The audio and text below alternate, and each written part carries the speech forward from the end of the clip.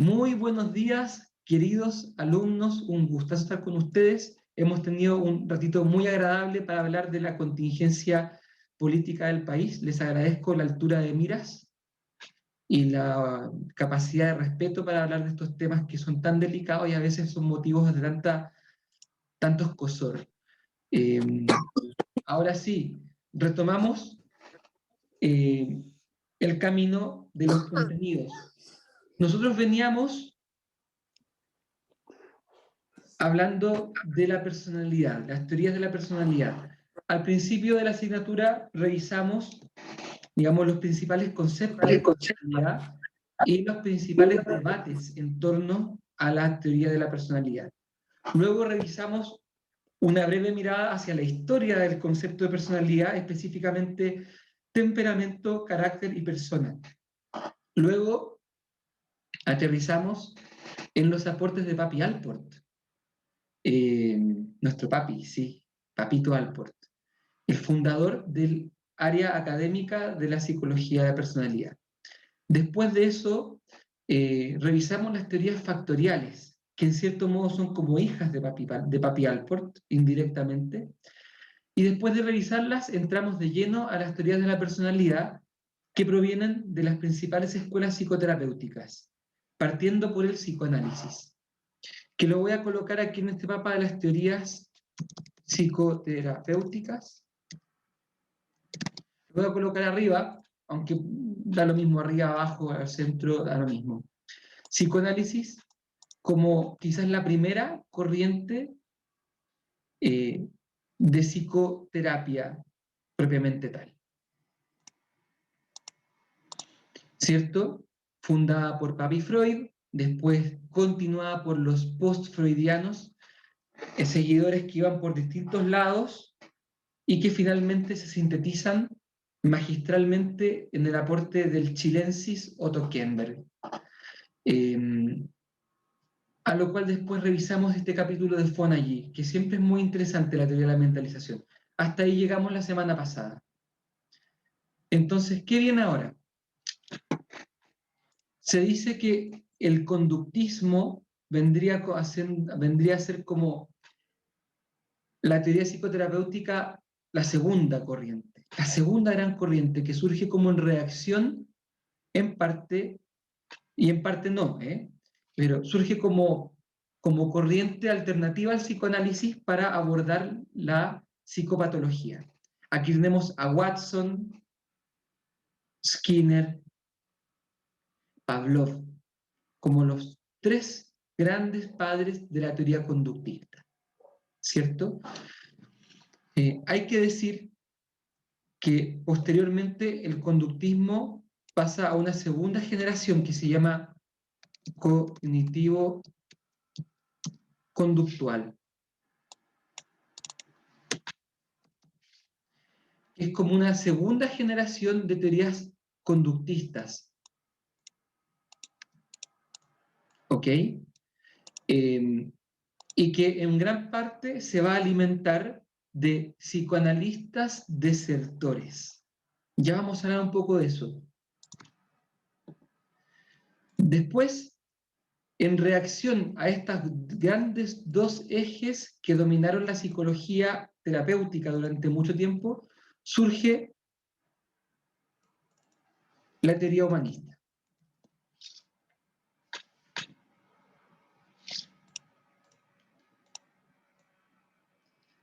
Que se consolida como la tercera fuerza y que también es conformada en su mayoría por psicoanalistas defraudados que deciden hacer un cambio, un giro en 180 grados respecto de lo que venían haciendo en el psicoanálisis. Finalmente, y con algunos años posteriores, va a surgir como cuarta corriente la teoría sistémica. Y aquí podríamos decir que están los cuatro grandes polos de las teorías psicoterapéuticas: psicoanálisis, conductismo o cognitivo-conductual, teoría humanista y teoría sistémica. Este es más o menos el mapa. Después uno podría agregar que, por ejemplo, en la intersección del cognitivo conductual y teoría sistémica va a surgir lo que se llama teoría estratégica, que no vamos a tener tiempo de verlo todo hoy día, pero es que para que nos hagamos un mapa. También hay una escuela que está entre el humanismo y el psicoanálisis que se llama la Escuela de Frankfurt, que en parte son psicoanalistas y humanistas. También hay un grupo de psicoanálisis sistémico que se va a llamar enfoque, creo que se llama así, intersubjetivo, que son psicoanalistas sistémicos. Y no sé si hay mucha interacción entre los humanistas y los cognitivos conductuales, no lo sé. Aquí yo no soy, digamos, no soy el gurú del asunto, yo sé bastante, pero tampoco lo sé todo. Entonces, estamos en este mapa, que es el mapa general. Ya hemos estudiado psicoanálisis. Y hoy día vamos a revisar muy brevemente el eje de acá abajo, es decir, conductismo cognitivo-conductual y teoría sistémica. ¿Por qué brevemente, queridos alumnos? Porque para la teoría cognitivo-conductual o conductista ustedes van a tener una asignatura entera el próximo año. Y ahí van a verla en detalle. Perdón, me estoy carrileando. Es casi lo que iba a decir. Ustedes en todos los cursos de teoría de aprendizaje aprenden lo que es la teoría cognitivo-conductual o conductista. Digamos que ahí ustedes se enteran de esta corriente. La teoría sistémica es esa asignatura que ustedes van a tener para el otro año, donde ahí van a aprender todo lo que es la teoría sistémica en detalle. Por lo tanto, hoy día yo voy a mostrarles unas pinceladas con el objetivo de poder clasificarlas desde el punto de vista de la personalidad. ¿Cómo vamos hasta acá? ¿Se entiende el mapa? Sí, profe. Ya. Sobre el psicoanálisis, nos quedó pendiente revisar cómo están los debates en torno al psicoanálisis. ¿Qué dirían ustedes? ¿Es situacionista, interaccionista o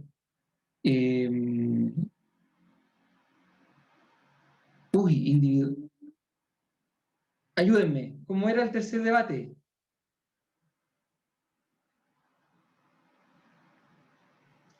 Justo fue la pregunta que no contesté en la solemne, me pilló.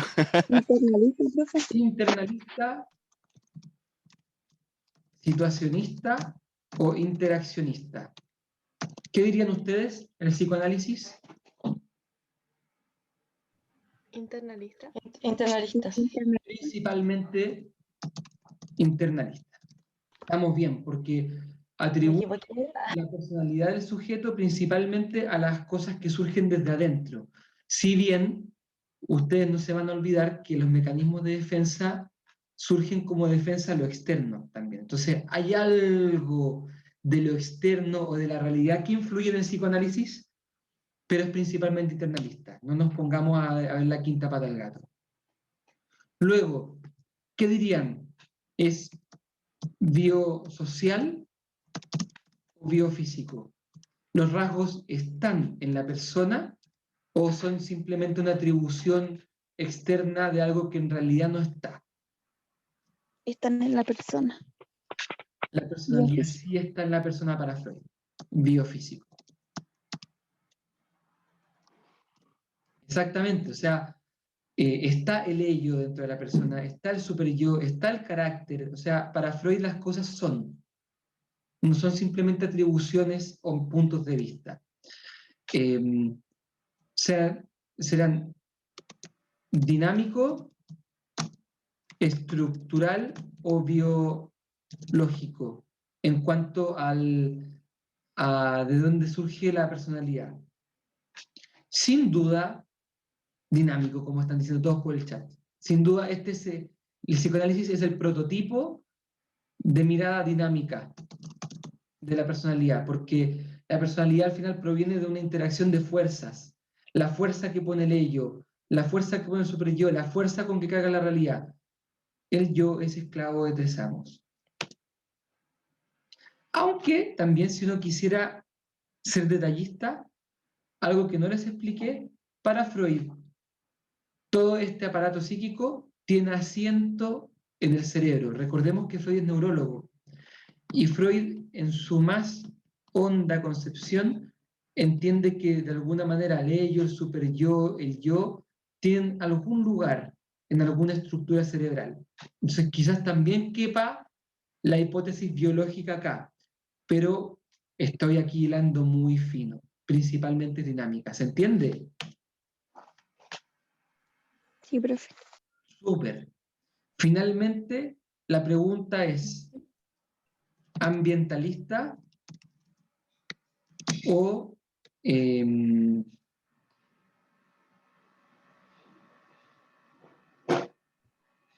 Genética.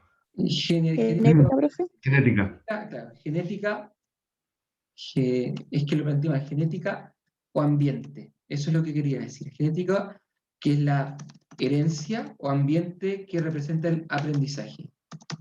¿Qué dirían ustedes? Genética, profe. Eso tiene que ver con lo que decía que la infancia o el pasado tenía que ver con la actitud. Entonces sería ambiente, por cierto. Pero igual hablaba de sobre la... Ah, no, ya me hice bola. Freud es muy adelantado para su época. Me hizo. Freud, en realidad, esto quizás van a tener la suerte de leerlo en cuarto año, en una asignatura preciosa que se llama Seminario de Texto. Freud le da un sitio a ambas. Es ambas. Freud le Es da que un eso mismo está... sitio a la fuerza que viene de la herencia genética y de la herencia biológica, y también le da un sitio al ambiente. De hecho, Freud, hasta cierto punto, considera que complejos como el de Edipo son transmitidos biológicamente como herencia. Y el ambiente, por supuesto, Freud es el rey del ambiente en el sentido de decir, hay problemas psicológicos de la adultez que provienen de experiencias abusivas o tempranas dolorosas de la infancia, Como la fobia. como la fobia, etc. Entonces, analizado ya el psicoanálisis desde los puntos de vista de la personalidad y desde los debates, nos vamos ahora sí a la teoría cognitivo-conductual. Y para entenderla, tenemos que tomar en cuenta algunos antecedentes. Ya mencioné cuáles son los principales exponentes de la primera generación de la teoría conductual. ¿Quiénes son los principales exponentes? Watson y Skinner. Watson, Skinner, y antes que Pavlov. Pavlov. el abuelo. No Pablo Maltés, no, el abuelo Pavlov Maltés. Pavlov Maltés. Este abuelo sí que tiene arrastre, ¿eh? Se ha ganado todos los premios, este sí, no como el otro. ¡Pah! Una repasadita. Perdón si es que alguno votó por el abuelo, en realidad es solamente un poquito de humor, ¿eh? Un poquito de humor político.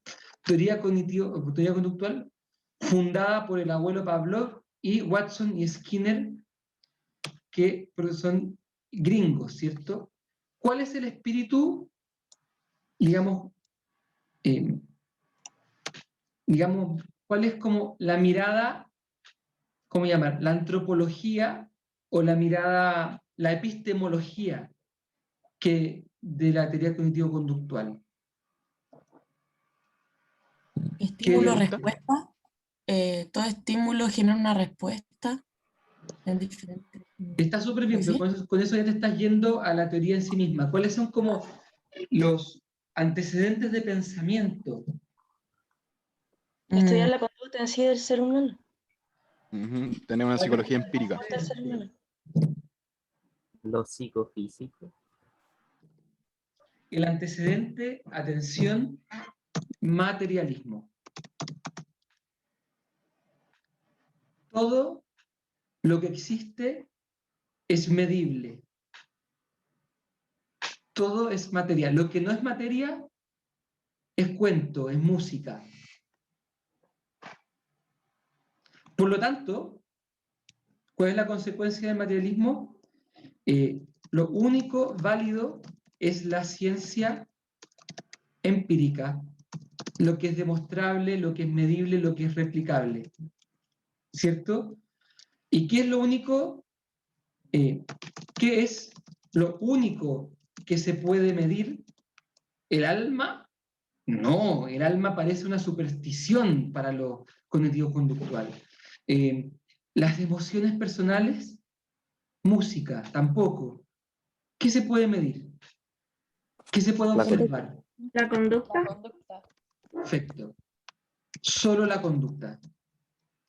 Todas las otras cosas que yo sentí, es que mi ello me demandaba, es que el super yo, señores, eso es música, no sirve para la casa. Así pensaban estos primeros teóricos conductuales. El alma es una hipótesis que no sirve. Por lo tanto, ¿cuál es el afán? ¿Qué es lo que buscan estos Pavlov, Watson, Skinner? Estudiando la conducta, ¿qué es lo que quieren hacer? ¿Cuál es su máxima Saber aspiración? cómo actúa el hombre. Perdón, Medir y predecir la actitud. predecirla, perfecto. Pues, No solo medirla, es predecir. Predecir la conducta. O sea, en el fondo, el ideal de Watson y Skinner, muy bien, hay que predecir la conducta y controlarla, por lo tanto.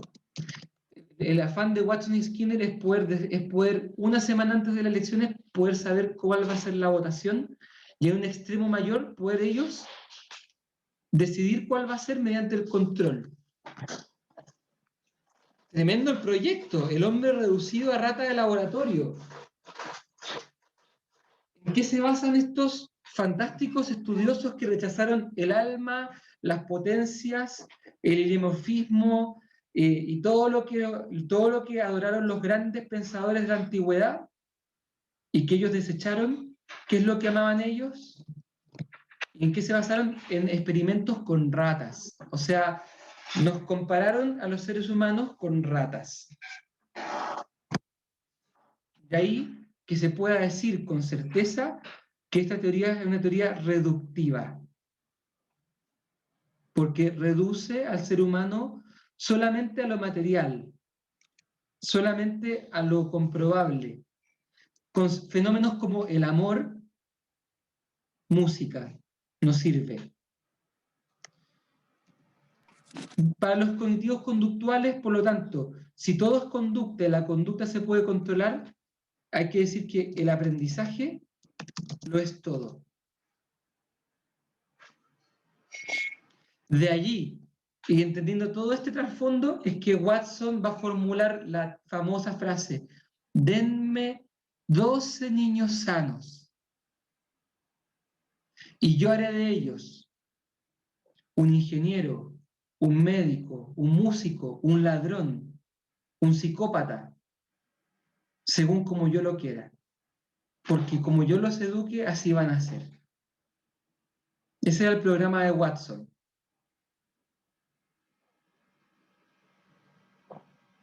Bueno, entendiendo esto, vamos a hacer una segunda lámina. Profe, ¿puede volver a la anterior diapositiva? ¿De qué? ¿Puede volver a la anterior diapositiva? ¿Cuál positiva? No te entiendo, perdón. No. A la diapositiva anterior. Esta. Sí, listo. Tomar una fotito, ya. Sí.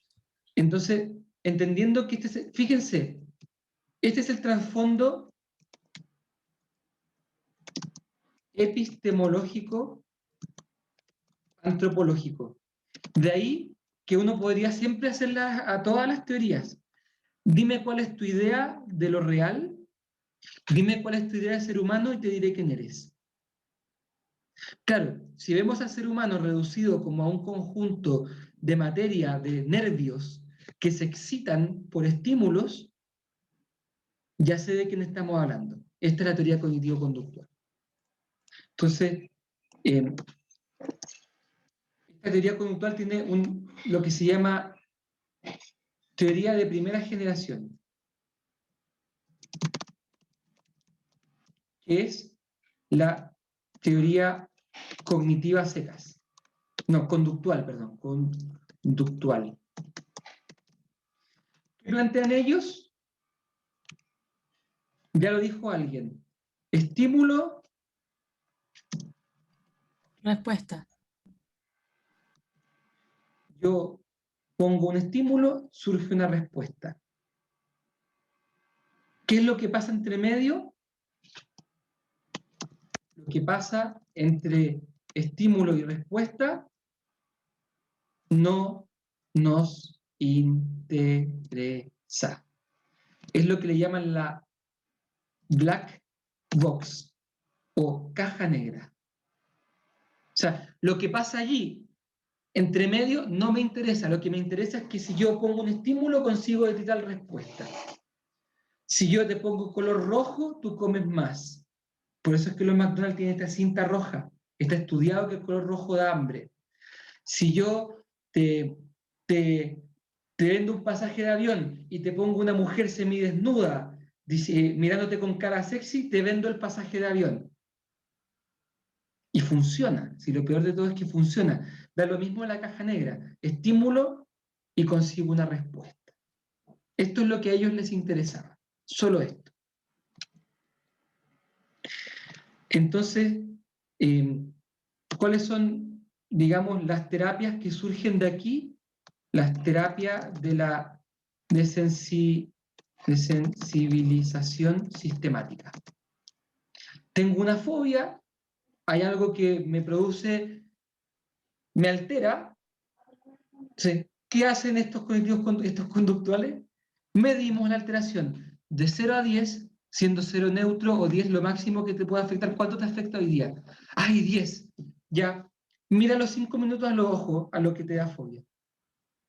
¿Cuánto te afecta ahora de 0 a 10? 8. Ah, bajó. Ahora, míralo de nuevo. ¿Cuánto? 6. Ah, está sanando. O sea, con indicadores supuestamente objetivos se va midiendo la desensibilización de un sujeto hacia un estímulo fóbico. Y, chan, chan, chan, funciona. Sí, la gracia de que esta teoría funciona es muy práctica. O sea, tiene ventajas. ¿Qué otras cosas cognitivos conductuales? Terapia de reforzamiento, especialmente en los niños.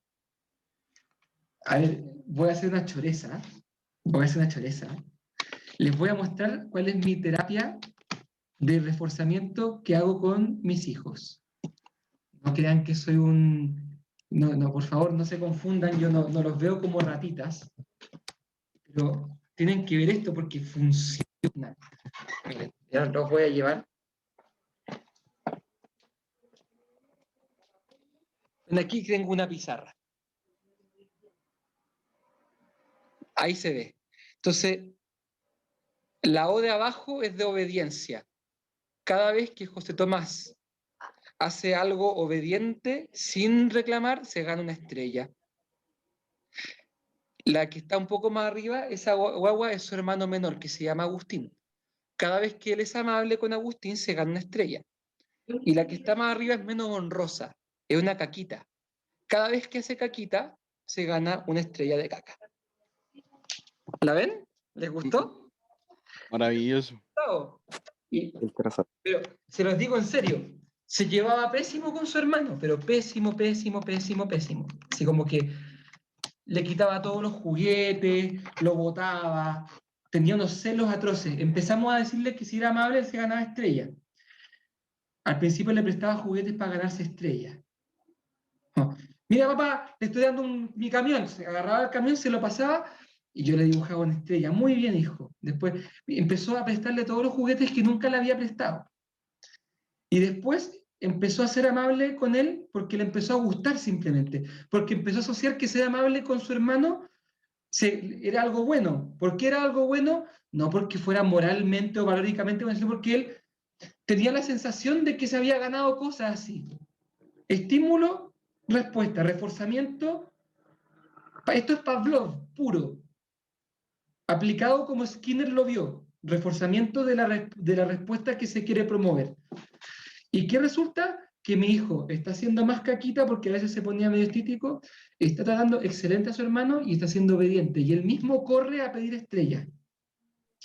Profesor, pero claramente si usted no le deja de estrellas, pierde la conducta. Sí, pues, la conducta se pierde. Pero si esto lo mantengo en el tiempo, él va adquiriendo como una especie de sensación interior de costumbre de que esas cosas son buenas. Interesante. Funciona. Y yo lo he visto, y yo no soy tan fan de lo cognitivo conductual, pero funciona. Entonces, ¿qué es lo interesante?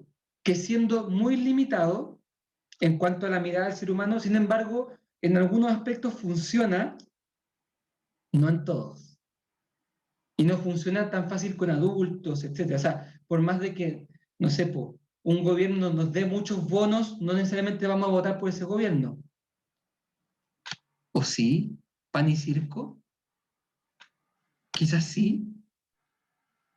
Quizás si Piñera hubiera soltado las lucas y hubiera dado muchos bonos, habría ganado la derecha en esta votación. Quizás sí. Pan y circo. Los emperadores romanos lo aplicaban. El que más daba pan y más circo, ese era el que era elegido y el que era querido. Quizás sí funciona.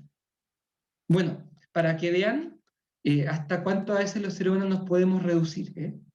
En fin, esta es la primera generación. Posteriormente, ¿qué pasó con los cognitivos conductuales? Se fueron dando cuenta, y aquí va la segunda generación. Y aquí tenemos al grandísimo Bandura, Albert Bandura. Tenemos a Aaron Beck, grandísimo también. Tenemos a Ellis. ¿Qué es lo que se plantea la segunda generación? La caja negra sí importa. Sí es importante lo que ocurre entre el estímulo y la respuesta. Eso explica por qué el mismo estímulo no da la misma respuesta en distintos sujetos. Porque entre medio de un conjunto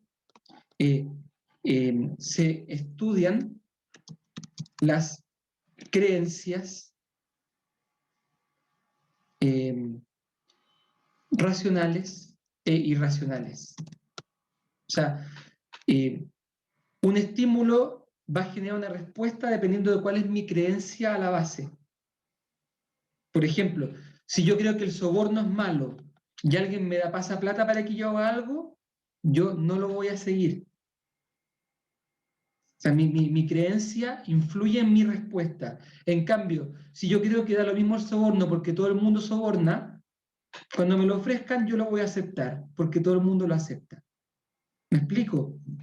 Entonces, lo que yo pienso sobre la vida o sobre mí mismo influye en cómo recibo el estímulo y por lo tanto en cuál va a ser la respuesta.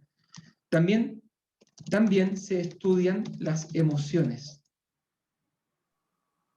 Profe, ahí ¿Sí? entra como la subjetividad en lo cognitivo. Exacto. En pocas palabras, entra la subjetividad. Ya no estamos, de alguna manera se empieza a ampliar el paradigma. ¿Y esto por qué? Porque empezó a notarse que el esquema de la caja negra era insuficiente para explicar todos los fenómenos psíquicos. ¿Cuáles son las terapias que surgen de acá? Las terapias famosas cognitivos conductuales que, a ver, el nombre exacto. La racional emotiva, Esa es, racional emotiva, que es de Ellis, creo. sí. Y otras que son parecidas, pero en el fondo no importa el nombre, el asunto es ese. que se preocupan por la interioridad del sujeto, sus creencias centrales, sus core beliefs, le llaman. Que esas son las que van a determinar por qué un estímulo llega a dar cierta respuesta. Y en cierta forma esas creencias vienen alimentadas por la historia del sujeto. Entonces, de nuevo, peligrosamente nos acercamos al psicoanálisis.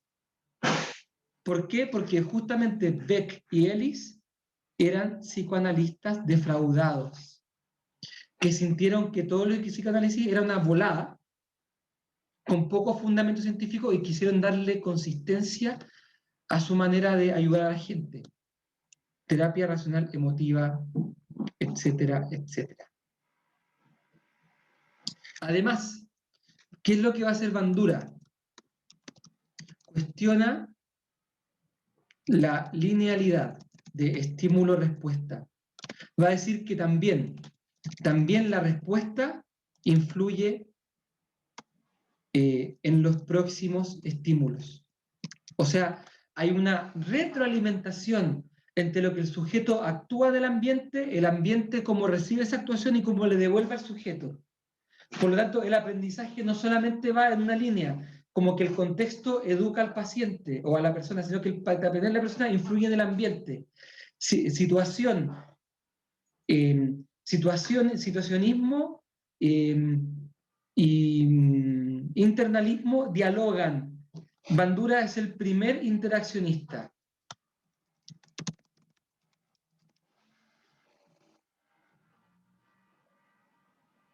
¿Se dan cuenta cómo esta estrecha mirada del conductismo empieza como a ampliarse y a enriquecerse? Esto es fantástico.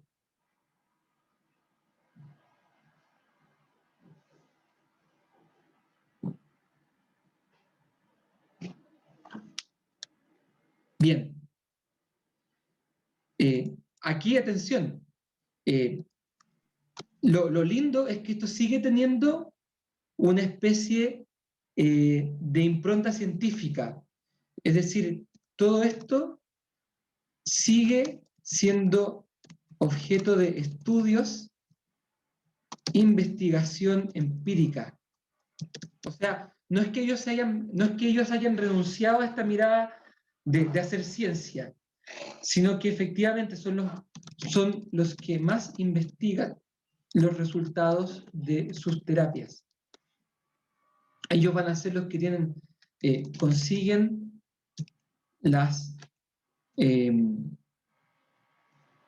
¿cómo decir?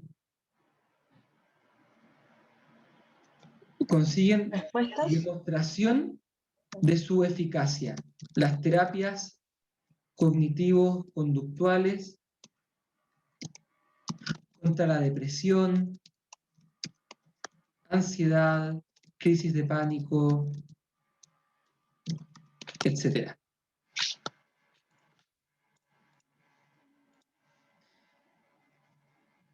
Bueno, pero esto fue hace mucho tiempo. Hoy día estamos en una tercera generación de lo cognitivo-conductual. ¿Qué es lo novedoso respecto al anterior?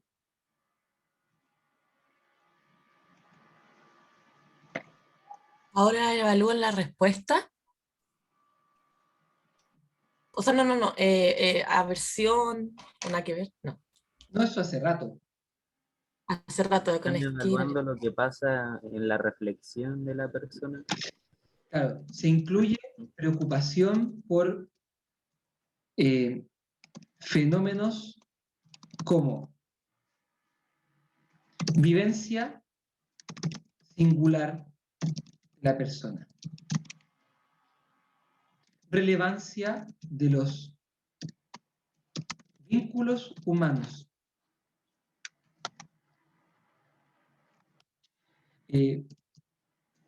importancia de los valores,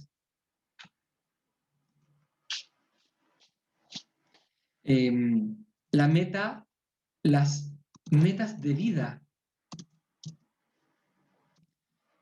la reflexión. O sea, de alguna manera estamos entendiendo al hombre de una manera mucho más integral. Estamos rescatando aspectos como los vínculos, las amistades, los valores que perseguimos, las metas de vida, la forma de sentir. O sea, estamos, digamos, esta tercera generación acusa recibo de una mirada mucho más holística y humanística de la persona. ¿Qué surge aquí? ¿Qué tipos de terapia de tercera generación? La terapia de DBT, que es de Marsha Linehan, que aborda los trastornos límite de la personalidad con un enfoque que combina lo conductual, lo cognitivo, la meditación oriental, los vínculos entre pacientes, el sentido de vida. ¡Wow! ¡Qué ensalada! Y funciona. Y es la terapia que tiene mejores resultados demostrados con pacientes de trastornos límite de la personalidad. ¿Qué otro tipo de terapias? ACT, la terapia ACT.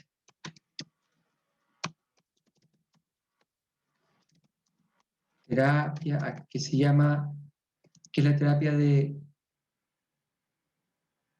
Uy, soy un poco malo para algunos nombres, déjame revisar porque San Google me va a orientar. Yo no sé si es de actitud y compromiso o de otra cosa. Terapia de ACT. Aceptación y compromiso. Eso, gracias. Nada. Aceptación y compromiso. Esta, digamos, considera la libertad de la persona para hacerse responsable y comprometerse con sus propias metas de vida. ¡Wow! Siempre en un paradigma científico, con mediciones, al menos, aunque subjetivas, claro, pero mediciones. ¿Qué otro tipo de terapia? Terapia EMDR.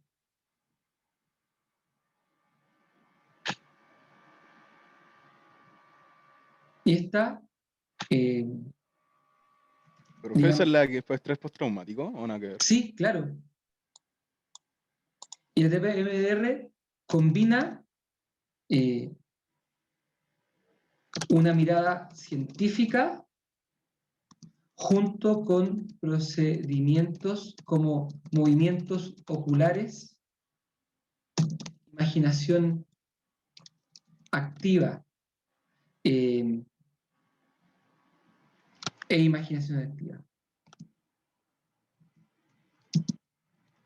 Esta terapia es muy interesante y algún día si quieren conversar podemos hacerlo. Yo tengo la suerte de estar formado en esta terapia y la practico frecuentemente con los pacientes y da muy buen resultado. Ya podemos conversar más de eso. Bueno, esta es la tercera generación cognitivo-conductual. Si se dan cuenta, esta tercera contrasta mucho con la primera.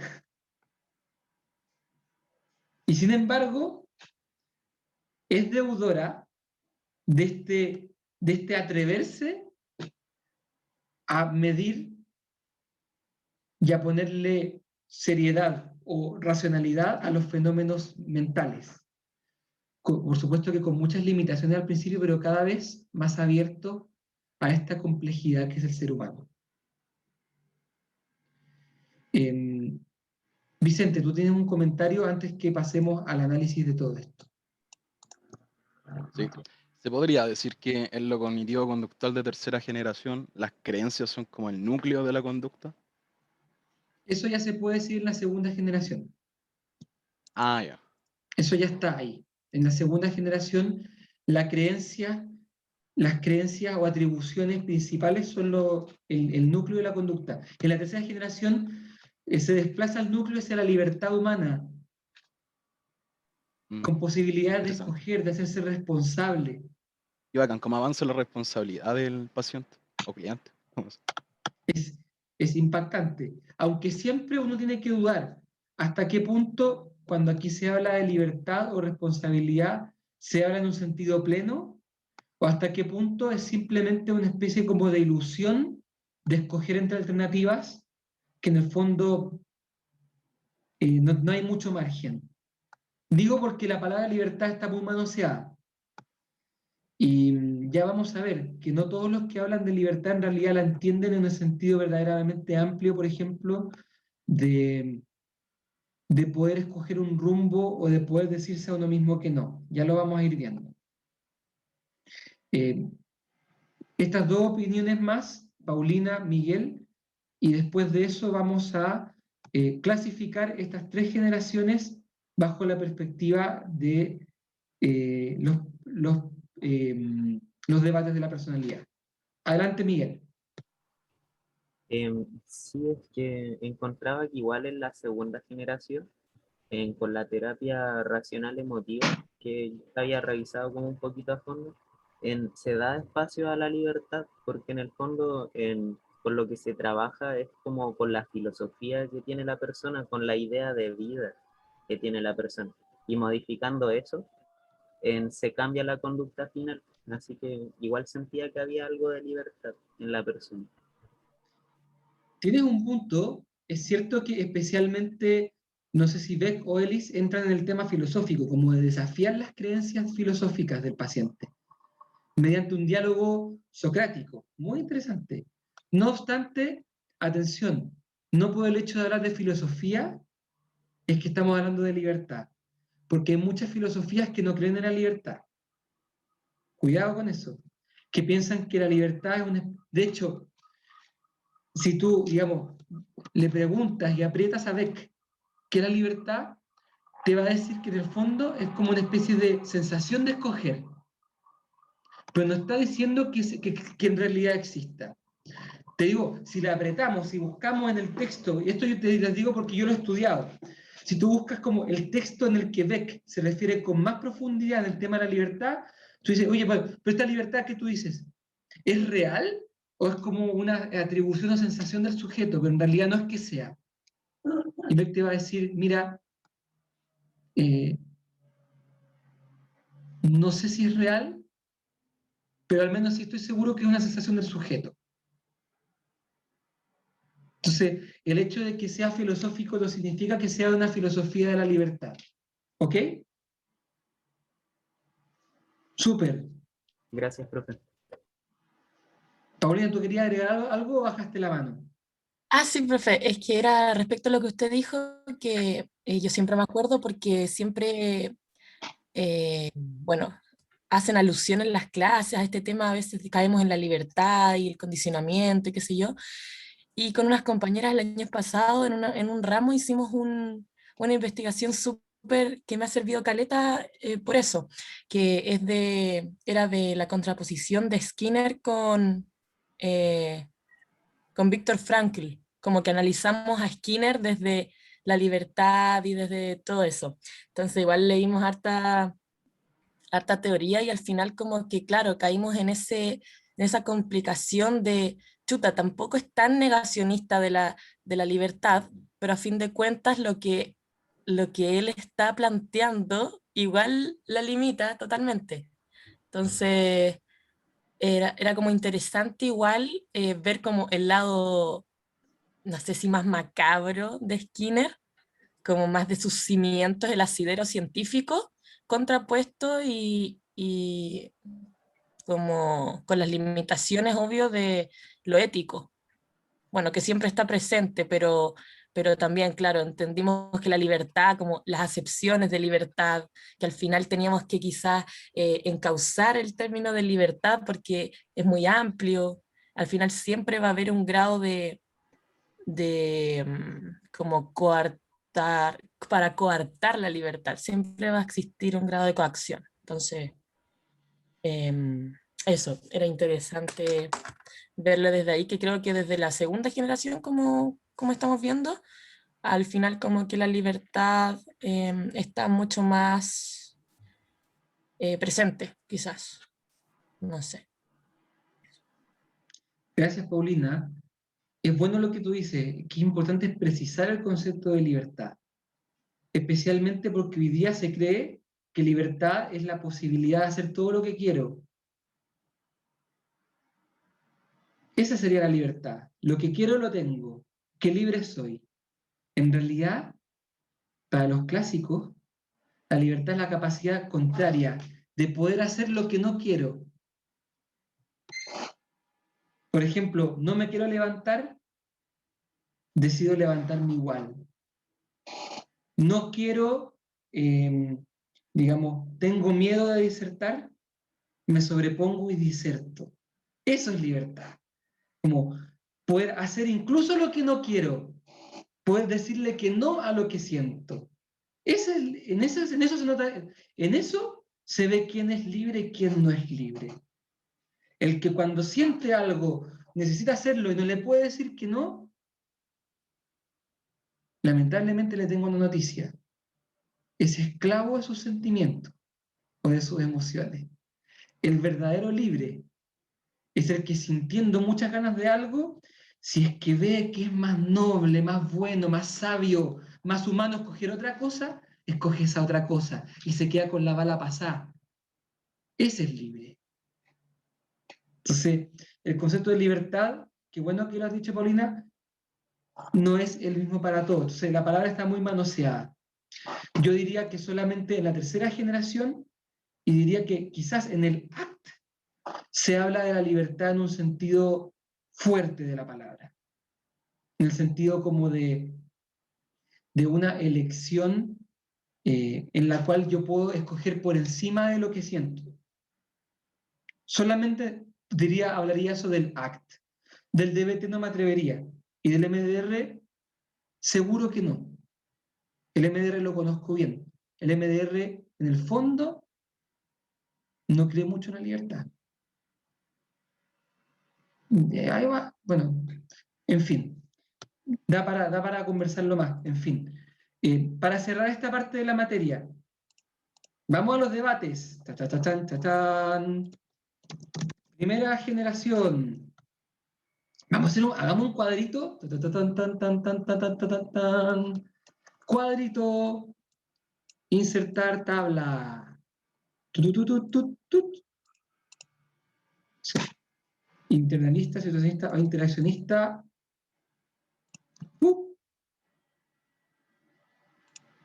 Biosocial y biofísico. Dinámico, estructural, biológico. Herencia, ambiente, son los debates. Conductismo de primera generación. De segunda generación y de tercera generación, y este no sé por qué lo puse. Bien. ¿Qué dirían ustedes? ¿El de primera generación es internalista, situacionista o interaccionista?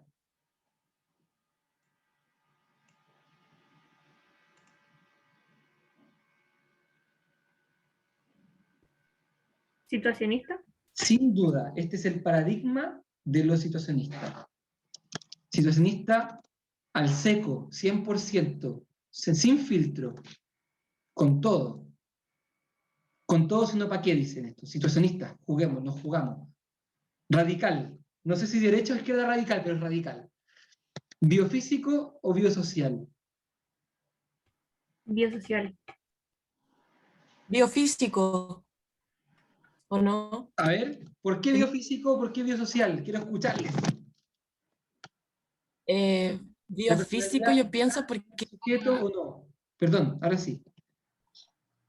Perdón, que biofísico era como más primitivo, o sea, Watson lo explicaba desde la mecánica, quizás de cómo funcionaba la salivación del perro, ¿no? Como era más no enfocado en lo social. No sé. Interesante tu análisis. Ya no sé. Interesante el análisis que hace porque Pavlov efectivamente está muy interesado en la biología del asunto. Muy bien. ¿Alguien decía biosocial?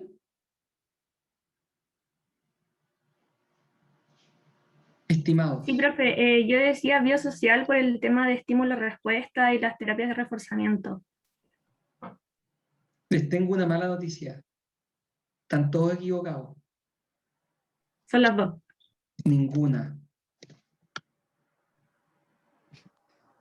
¡Chan! ¿Por qué ninguna? Pregúntenle a Watson y a Skinner qué es la personalidad. ¿Qué te van a decir qué es? Es como el No ADN. existe. No existe, no se puede medir. Lo único que hay son estímulos seguidos de respuesta. No hay tal como una personalidad alegre, triste, una personalidad... ¿Qué es la personalidad? ¿Dónde se mide? ¿Dónde está?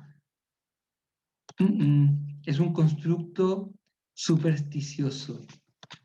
Porque el constructo de personalidad no se puede demostrar.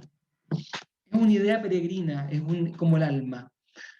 Chao, no se puede medir. Aquí lo que tenemos es estímulo-respuesta y da lo mismo lo que hay dentro. Fíjense, la caja negra. No es ninguna.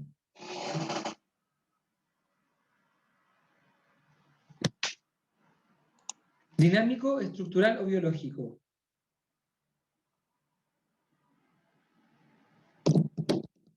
Jaque mate, ¿eh? Están todos calladitos. ¿Biológico o estructural? O no sé. Aquí la pregunta es si la personalidad proviene de una especie como de fuerzas interiores, de algún tipo de estructura sentada dentro de la persona o de algún tipo como de situación biológica. Seamos, asignémosle lo biológico, entendiendo el argumento que se dio antes, porque este estímulo-respuesta está en un contexto de los nervios del sistema nervioso, ¿cierto?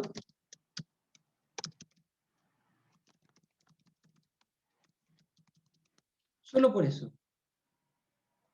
Genética o ambiente. Herencia o aprendizaje. Ambiente. Esto también, ¿para qué? Con todo, sino ¿para qué? Ambiente. Ambiente 100% puro. Y lo mismo aquí se necesita 100%. O ya, ¿para qué? 120%. 120. Ya, o sea, todo. Con todo, ya. ¿Cuánto es todo y un poco más? Eso de aquí, ya. Segunda generación. Con Beck, Ellis y Bandura. Internalista. ¡No! ¡No!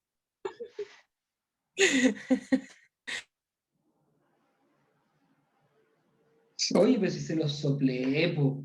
Les dije que Bandura era el primer interaccionista. Yo iba a decir.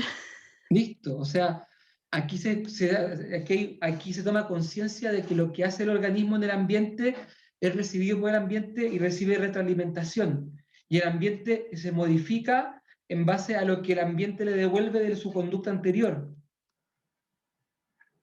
Súper fácil, po. Si yo me hago el payaso y ustedes me aplauden, yo me voy a hacer más el payaso. Si yo me hago el payaso y ustedes no me aplauden, dejo de ser payaso. Así de simple. Como lo de las estrellitas con su hijo, profe, eso que explicó. Exacto. Exacto. Listo. ¿Biosocial o biofísico? Biosocial. ¿Ambas?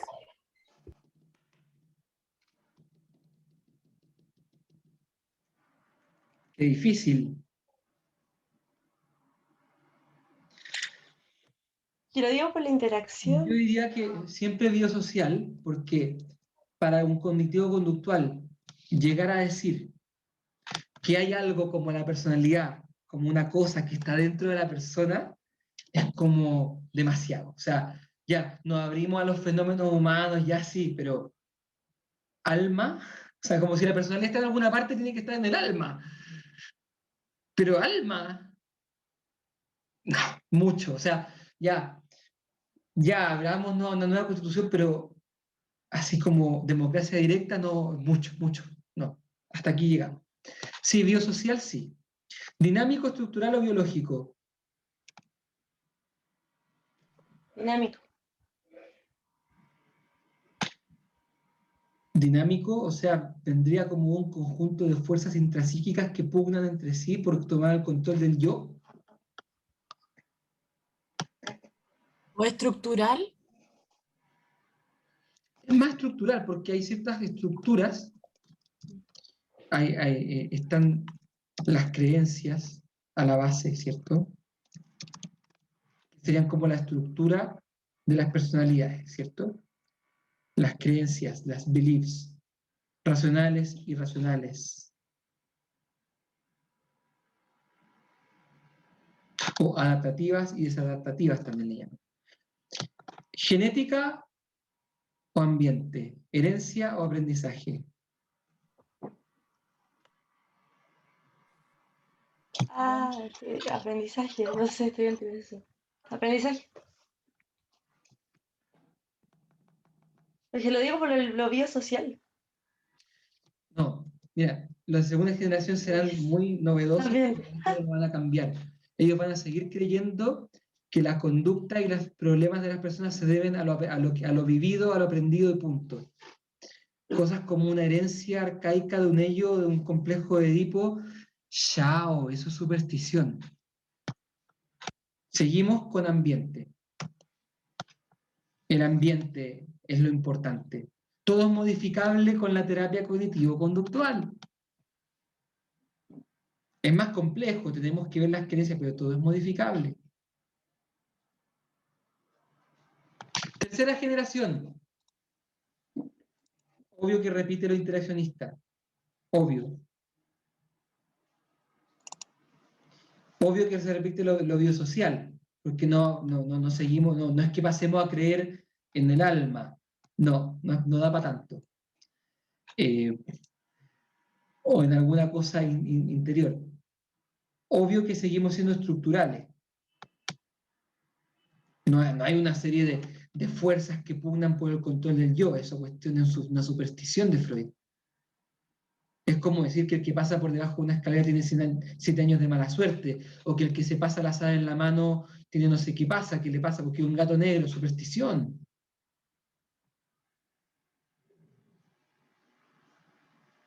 Y aquí, ambiente, sí.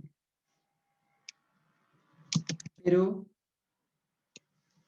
un poquito. También la decisión libre de la persona. Aquí es donde entra la libertad. Un poquitito.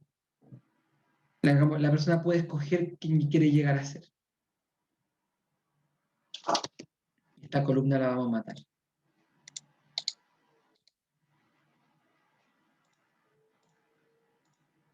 ¿Clarito? ¿Como el agua?